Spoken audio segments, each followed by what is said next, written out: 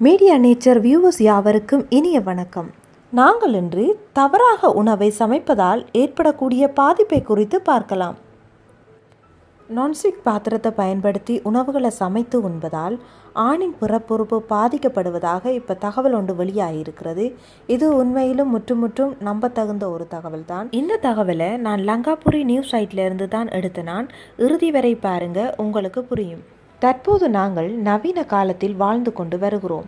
சிறிதேனும் எங்கள் உடல் நலத்தை குறித்து கவலைப்படுவதில்லை. காலங்கள் மாற மாற நாமும் நமது பண்பாடும் கொஞ்சம் கொஞ்சமாக மாறிக்கொண்டு வருவதுதான் உண்மை. முதலில் நாங்கள் மண்பானையை ஆரம்பித்து இன்று பித்தளை, வெண்கலம், இரும்பு, ஈயம், எவர் சில்வர் என தொடர்ந்து கொண்டு வருகிறோம். தற்போது கொஞ்சம் நவீனமயமாக அலுமினியம், நான்ஸ்டிக் பல வகையான சமையல் பாத்திரங்களை பயன்படுத்தி கொண்டும் வருகிறோம். இதனால் வரும் ஆபத்துக்களை நாங்கள் கொஞ்சம் கூட சிந்தித்து பார்ப்பதில்லை. உதாரணமாக அலுமினியத்துடன் புளியை சேர்க்கும் போது அது சிறிது சிறிதாக கரைந்து ஒரு நாளில் பாத்திரத்தில் ஓட்டை விழுந்துவிடும். இந்த விடயத்தை நீங்களும் கண்கூடாக உங்களது வீட்டில் கண்டிருப்பீர்கள். அலுமினிய பாத்திரத்தை பயன்படுத்துவதனால் ஏற்படும் தாக்கத்தை நாங்கள் கண்களால் காண முடியும். அதனால் அந்த பாத்திரத்தை பயன்படுத்துவதை தவிர்க்கலாம். நீங்கள் நான்ஸ்டிக் பாத்திரத்தை பயன்படுத்தும் போது அதில் ஏற்படும் தாக்கங்கள் உங்கள் கண்களுக்கு தெரியாது. மாறாக உடல் நலத்தில் குறைகள் ஏற்படும் போதுதான் நீங்கள் உணர்ந்து கொள்ள முடியும்.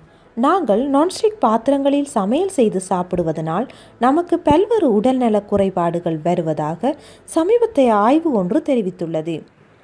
நான்ஸ்டிக் பாத்திரங்களில் காணப்படும் ஃபெர்ஃப்ளோரால்ஸ் என்கின்ற கெமிக்கலானது ஆணின் பிறப்புறுப்பின் நீளத்தை குறைப்பதோடு மட்டுமல்லாமல் விந்தணுக்களின் தரத்தையும் குறைக்கிறது. நான்ஸ்டிக் பாத்திரங்களில் உள்ள கெமிக்கல் பூச்சு காரணமாக ஆணுறுப்பு சிறிதாக வாய்ப்புள்ளதாக இத்தாலியைச் சேர்ந்த பல்கலைக்கழகம் மேற்கொண்ட ஆய்வில் அதிர்ச்சி தகவல் ஒன்று வெளியாகியுள்ளது.